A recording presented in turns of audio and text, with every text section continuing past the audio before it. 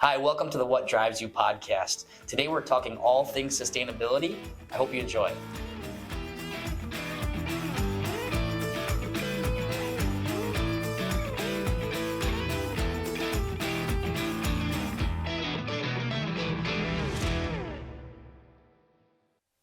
All right, guys, so we're talking sustainability and, the percentage of what that market looks like versus maybe your traditional diesel marketplace. And where I want to start today is just talking about the EV, and kind of what that means today. And is it working, not working? How is it working?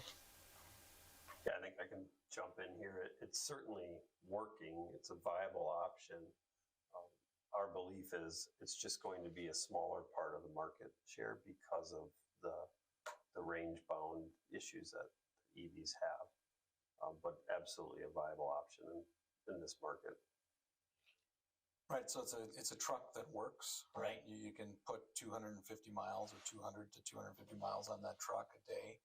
I think one of the challenges right now is that it's not super cost competitive against diesel. Takes significant government intervention to even get it into the ballpark. So I think that's one of the challenges right now. So certainly, that plus the infrastructure, challenges that it will face by having expansive growth is going to hold it back, from taking over the market in a meaningful way. So with that being said, you mentioned the range of operation. What percentage of freight do we estimate flows in that type of channel? And when you look at the whole marketplace, are we talking right now this being an option in 1% or 20%? What does the whole market really look like in regards to maybe where and when, other than outside of government funding, like where would it even functionally work? Is that really it at this point? Yeah, it's north of 1%, but I would say less than 20%. And maybe our freight is a little bit different, but it's, we have a lot of regional haul freight, and it's going to be outside of that range. Okay, that makes sense. Right. A small piece of the Class 8 market, a bigger piece of the more local delivery truck, right? Right. I think that's where it's going to have an opportunity to play really well. When you think about tractor-trailer combo, very relatively small piece of the pie. That makes sense.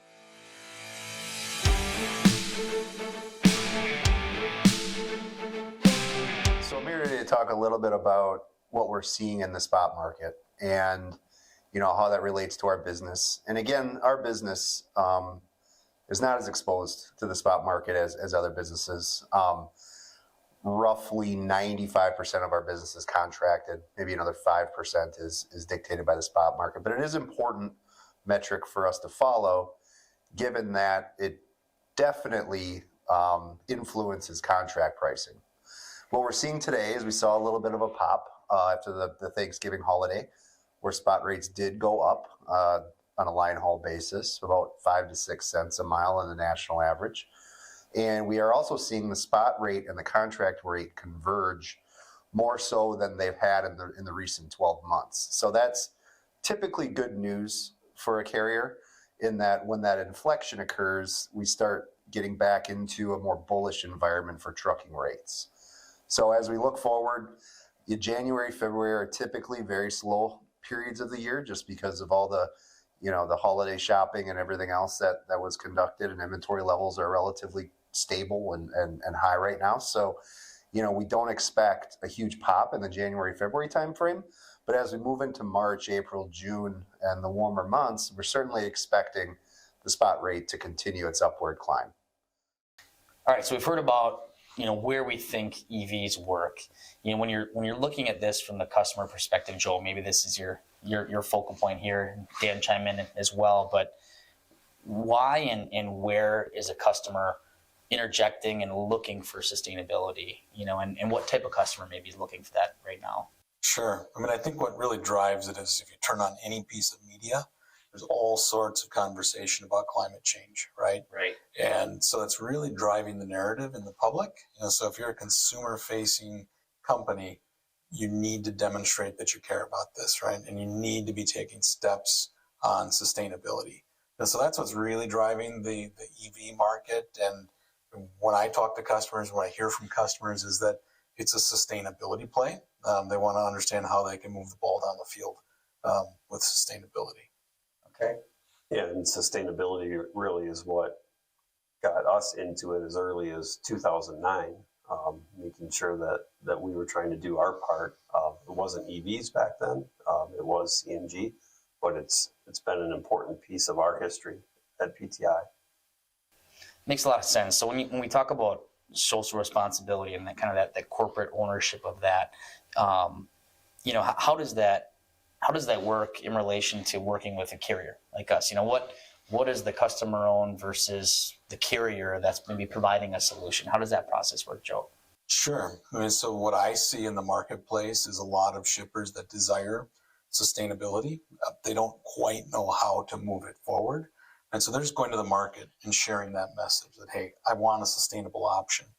So from that point, right, it's on the vendors, it's on the carriers, it's on us to begin to think about how do we create change and create options for them. And I think that's where we've done really good things in differentiating ourselves from the industry. We're taking steps on renewable natural gas that practically no one else is in the industry, really trying to move that forward. Okay, great. So when you're looking at a solution with a customer, who's kind of doing the dive there, right? And how far are they taking it, or are we being pushed to take it, or are we driving some of that engagement in that topic? I would say it's a mixed bag. Okay. We are raising this as an alternative. Right? Okay. Because we do think that it can be a differentiator for us and help us grow. At the same time, there are some shippers out there who are really making a lot of noise that they desire sustainable solutions. So it can be a mixed bag depending upon who it is that we're talking to. Okay, awesome. So when we look at, you brought up alternative fuel trucks, right? Dan, you and I had a conversation about this, that, hey, electric doesn't work for everything now, right? Alternative fuel source certainly doesn't work for everyone else now either. That there's this kind of a limited amount of capacity that could be run through a natural gas, or not a natural gas, but an alternative fuel source program. With that said, how does that work, Joe? I mean, we're already kind of networked into this, with our RNG and CNG push that we've done historically, and now kind of re-engaging in. What does it look like to get that type of function up and running, and why is it so important to have a carrier that's kind of engaged in that marketplace? Sure. So it's a difficult problem to solve, right? Yeah. It is a bit of a chicken and the egg question that comes up.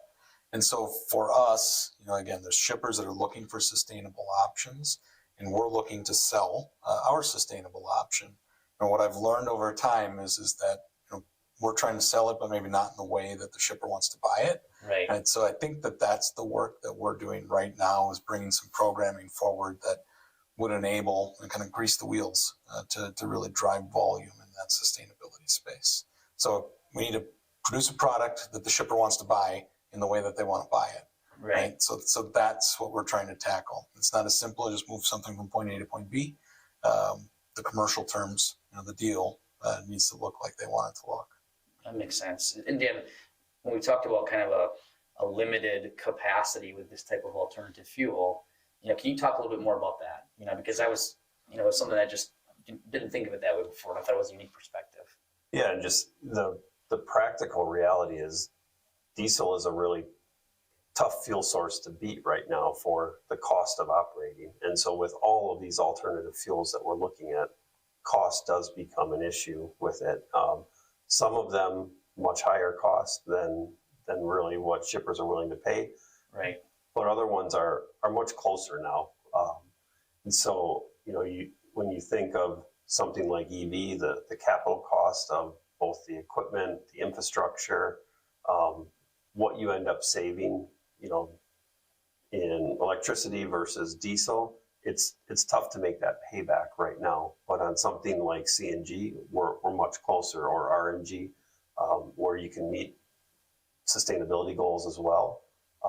The cost to operate a CNG truck is not that much different than what it is for diesel. And that's, so when we think about alternative fuels, that's our closest, most viable option to a really low cost diesel option right now. What about the kind of the full scale market capacity to do this, right? I mean, that's the one thing I was really kind of caught off guard by.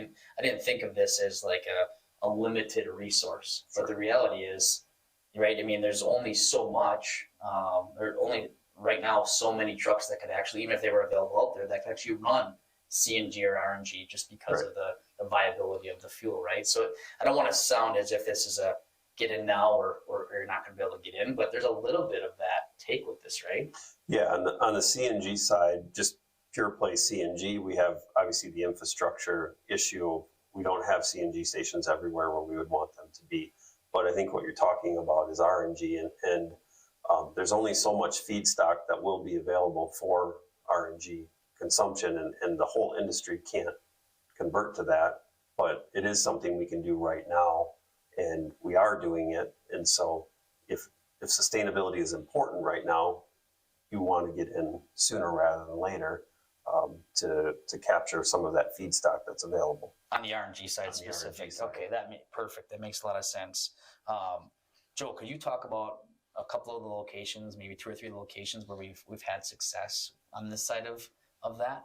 Sure. So we're operating in a really diverse geography, right, which speaks to the versatility of the fuel, right? It's not super closed loop or super limited in scope and geography.